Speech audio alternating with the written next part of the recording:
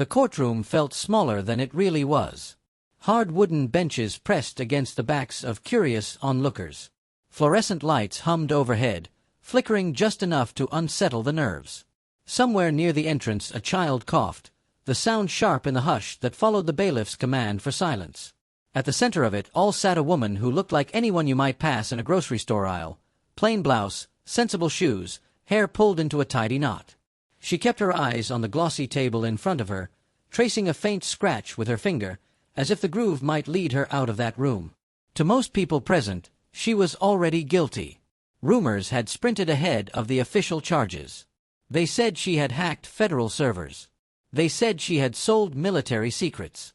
Some whispers even claimed she planned something worse. The newspapers were thin on facts but thick with fear, and fear had filled every seat. A white-haired man in the back shook his head, telling anyone who would listen that justice had to be swift. A young law student scribbled notes, hungry for a headline. Under their breath, two off-duty officers wondered how such an unassuming figure could cause so much trouble. Still she waited, hands folded, knuckles white. The clerk called the session to order. The judge appeared, robes billowing like a dark wave. Gavel down. Proceedings began. Charges were read in a voice as flat as cardboard: unauthorized access, theft of restricted data, endangerment of national security. Each count sounded heavier than the one before. It almost seemed the words themselves weighed something, sinking into the floorboards. The woman did not flinch. Not when the first charge echoed, not when the second one followed. Only when the prosecutor mentioned irreparable harm did her jaw tighten, as though the phrase pierced deeper than the others. But she said nothing. She had said nothing from the moment she was arrested. Reporters had begged for a quote. Neighbors had called her parents. A few friends tried to visit her in holding, but she declined every conversation. Silence stood guard around her like a stone wall. Across the aisle sat two government attorneys. Their suits were perfect, their laptops open, screens aglow with sealed affidavits. One of them leaned into his colleague and muttered that the case would be over in an hour. No jury yet, only a preliminary hearing, but victory already tasted sweet to them. The local press had promised front-page coverage. Politicians had hinted at re-election speeches that would cite this very moment as proof of their vigilance. The judge asked the bailiffs to secure the defendant. Metal clinked as handcuffs emerged. Many defendants arrived already shackled, but somehow the decision to cuff her right there, in public view, felt deliberate. Spectacle over necessity. The first clasp clicked shut. She winced as steel met skin. The second clasp followed. Gasps fluttered across the gallery. Some people leaned forward, scenting blood in the water. Others recoiled, uncomfortable with the sight of restraint on someone who looked so gentle. The woman's pulse pounded loud in her ears. Each beat told her to breathe, to keep steady. The cuffs were cold, biting into her wrists where the veins ran close to the surface. She stared at the tabletop again, but her reflection now showed fragments. Half a face, two trembling hands, the chrome halo of the shackles. She reminded herself she had chosen this path. She reminded herself of the promise she made 6 months earlier under leaking fluorescent lights in a covert operations center. "I'll take the blame if it means they're safe." The prosecutor cleared his throat, preparing to argue for no bail. He spoke of threats, of risk, of classified damage assessments. He spun phrases like catastrophic fallout and betrayal of public trust. Each sentence landed heavily, and eyes in the room swung back toward the woman as if expecting her to crack under the weight. But she sat still, expression unreadable, shoulders squared against the storm of accusation. Outside the courthouse, cameras tracked the minutest developments. A headline ticker scrolled, "Alleged cyber-saboteur in court today." Inside, the story felt different, more intimate, almost brutal in its quietness.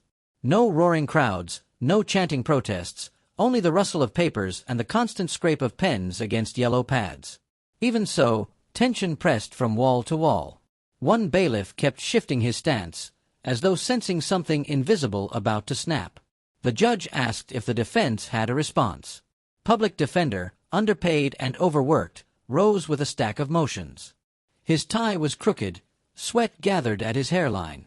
He argued the charges were premature, that evidence was circumstantial, that his client posed no flight risk. He emphasized her spotless record, her community ties, her volunteer hours coaching youth robotics. But the words seemed to hang in the air without purchase, floating just out of reach of the bench. The judge remained stone-faced. Courtroom observers, seeing the tilt of her head, concluded bail would be denied. The woman's parents, seated behind her, fingers interlaced in silent prayer, braced themselves.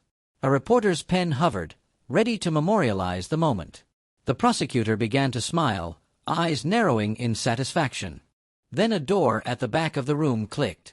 It was the softest sound, yet it cut through every whispered conversation. Heads turned. Only the woman kept her eyes forward, but her breath caught in her throat. She recognized the cadence of the footsteps, confident, measured, carrying the authority of someone accustomed to command. A uniformed officer emerged, shoulders broad beneath a cascade of ribbons and medals. 4 stars gleamed on each epaulette, an admiral, rare enough in any public space, unheard of in a civilian courtroom like this one. The atmosphere shifted so quickly it felt like the room had tilted. The bailiff at the door straightened to full height, hand snapping to salute before he even registered the motion. Gasps resurfaced, louder this time. Some spectators rose instinctively, unsure of protocol but compelled by the gravity walking toward them. Even the prosecutor's confident grin faltered, lips parting in a startled half-sentence. The Admiral's shoes tapped crisply against the linoleum. Each step echoed, bouncing off oak-paneled walls and rattling loose partitions of certainty. He did not glance left or right. His eyes locked on the woman, a silent beacon amid the growing chaos. The judge's gavel lifted an inch, then paused, frozen like the rest of her. The Admiral stopped beside the defense table. For a heartbeat nobody spoke.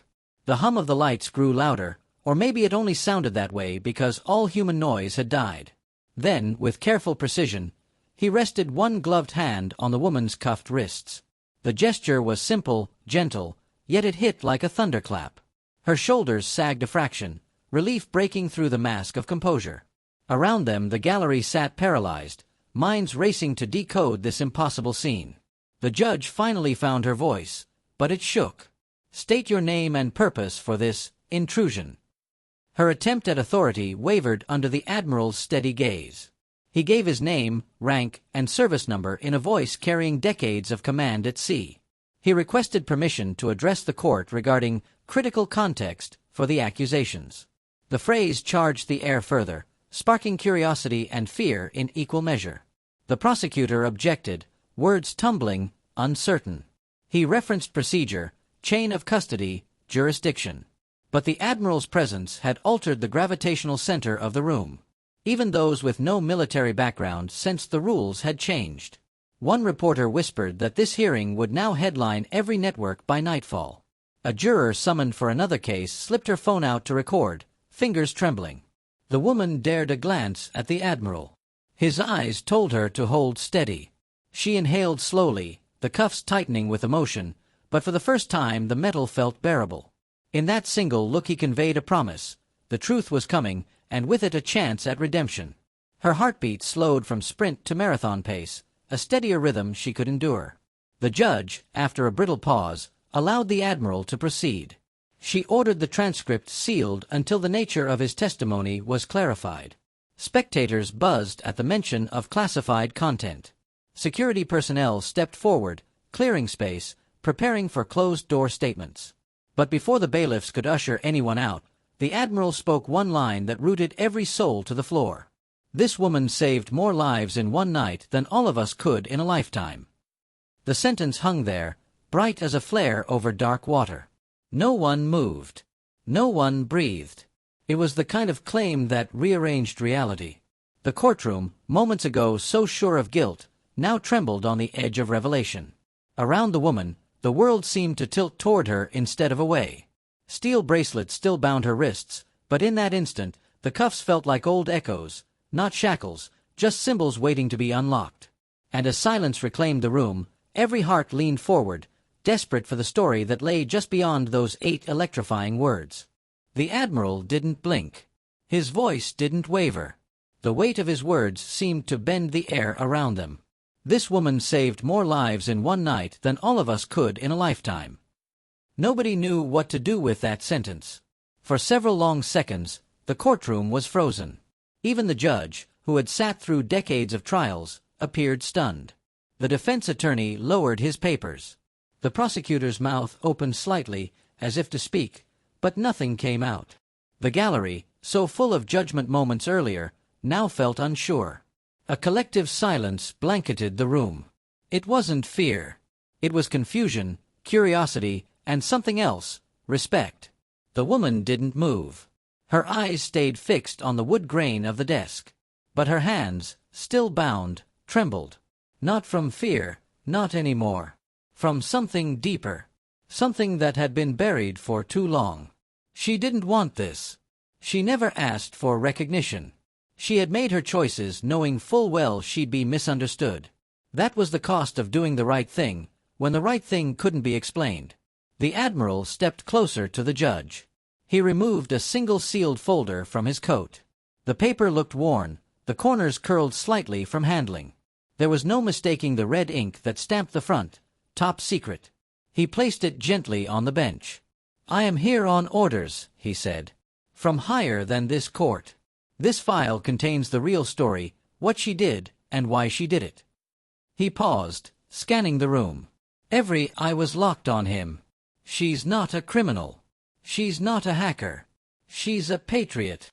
The judge looked down at the file, but didn't open it. Her fingers rested on it, unsure. The prosecutor stepped forward, trying to reclaim the moment. He asked how this testimony was relevant. He demanded to know why he wasn't informed earlier. But no one listened to him anymore. His voice no longer held authority. Then the Admiral turned back to the woman. His voice softened. "She gave up everything," he said. "Her career, her freedom, her name. She kept a secret to protect people who would never even know her name. She was never supposed to be here. She was supposed to disappear, quietly. That was the agreement. But someone broke the promise. Someone let the headlines spin. And she stayed silent, even as the world turned on her." A quiet gasp echoed from the back. A man in the crowd covered his mouth. A woman gripped the side of her seat. No one had expected this. It was like watching a story unravel in reverse, everything they thought they knew being stripped away in real time. And still, the woman said nothing. Her silence now felt powerful. Chosen. The Admiral stood beside her, not as a superior, but as someone who knew the burden she carried. A burden that most people could never imagine. And just like that, the courtroom that had once judged her now waited, for answers they never thought they'd need. The file was opened. Slowly, carefully, the judge flipped through the pages. Her brows furrowed. Her expression changed with each line she read, from confusion to disbelief to something closer to shame. The courtroom sat breathless. No one spoke. No one dared move. It was like watching truth rise from the ashes of a lie, one page at a time. The Admiral waited. He knew what those pages said. He had lived through the night they described. It was 6 months ago. A coded message intercepted by chance. A threat buried deep in encrypted channels. The target wasn't military. It was a hospital. Pediatric wing. Dozens of children. The attackers wanted chaos. They planned to cut the power, disable life support, create panic. It would look like a system failure, untraceable, unthinkable. But she found it. The woman they called a criminal was the analyst who stayed late that night, who spotted the strange signature buried in thousands of lines of data, who didn't wait for permission, who used skills she was never supposed to use outside of a war zone. She broke rules. She bypassed firewalls. She launched a countersignal that traced the threat back to its source and shut it down, just in time. She never told anyone. It was a black operation, unacknowledged, undocumented. The only ones who knew were in that sealed folder, and at the highest levels of command. Her reward? Silence. Disappearance. A quiet transfer and a promise, "You'll be protected." But something went wrong. Someone leaked her name. A misfiled report, a disgruntled insider, it didn't matter. The damage was done. The headlines wrote her as the villain. And she let them.